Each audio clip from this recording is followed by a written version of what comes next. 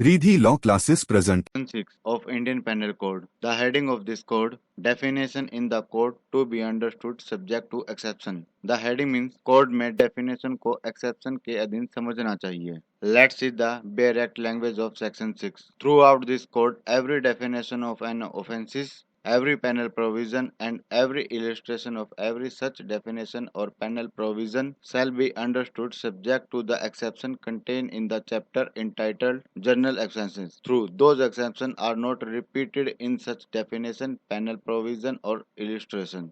आइए सेक्शन 6 को simple word में समझते हैं. इंडियन पेनल कोड में जो डेफिनेशन ऑफेंसेस की दी गई हैं या जो पेनल प्रोविजंस हैं और जो इलिस्ट्रेशन सच डेफिनेशन और पेनल प्रोविजन की हैं उनको समझना चाहिए एक्सेप्शन के तौर पर जो कि चैप्टर में दी गई हैं जनरल एक्सेप्शन के. और those exception are not repeated और जो वे एक्सेप्शन है उनको रिपीट नहीं किया गया है प्रत्येक डेफिनेशन में या पेनल प्रोविजंस में या इलिस्ट्रेशन में.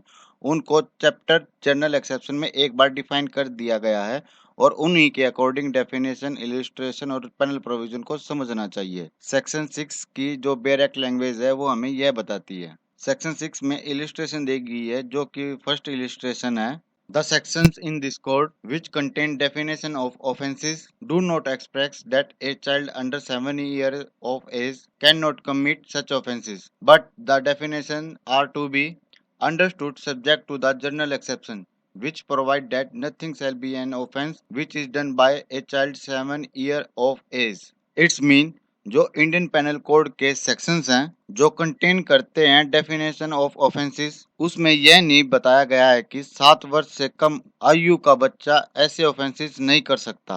लेकिन डेफिनेशंस ऑफ को जनरल एक्सेप्शन के अधीन समझना चाहिए जो यह प्रोवाइड करता है कि कोई भी ऑफेंसेस नहीं होगा जो 7 ईयर का जो बच्चा है उसके द्वारा किया जाएगा.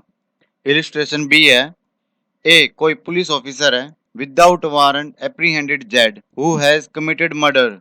Here A is not guilty of the offences of wrongful confinement for he was bound by law to apprehend Z and therefore the case fall within the general exception which provide that nothing is an offences which is done by a person who is bound by law to do it. It's mean A जो एक police officer है बिना warrant के Z को गिरफ्तार कर लेता है जिसने मर्डर किया है. यहाँ पर ए ऑफेंस नहीं करता रॉन्गफुल कन्फाइनमेंट का क्योंकि ए है वो लॉ के द्वारा बाउंड है जेड को गिरफ्तार करने के लिए.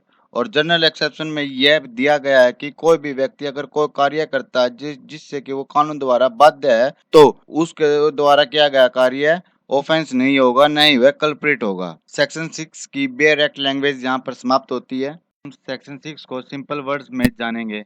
जो इंडियन पेनल कोड 1860 द्वारा इनेक्टेड जो जनरल एक्सेप्शन है वे यूनिवर्सल एप्लीकेशन है और जो जनरल एक्सेप्शन है उनको प्रत्येक डेफिनेशन या पैनल प्रोविजन या इलिस्ट्रेशन में डिस्कस करने की बजाय एक ही चैप्टर में कंटेंट कर दिया गया है. और सेक्शन 6 आईपीसी 1860 के द्वारा जो इनेक्टेड किया गया है सभी डेफिनेशन को जनरल एक्सेप्शन के अकॉर्डिंग माना जाएगा. इसलिए जनरल एक्सेप्शन आईपीसी 1860 के इंक्लूड एवरी ऑफेंस की डेफिनेशन का हिस्सा है. उसको प्रूव करने के लिए एक्यूज्ड पर प्रेशर है कि वो जनरल एक्सेप्शन की जो प्रोविजन है उनमें फॉल करे. ये लॉ के अकॉर्डिंग है ये एक्यूज्ड पर डिपेंड है वो अपने आप को जनरल एक्सेप्शन के उसमें फॉल करवा सकता है.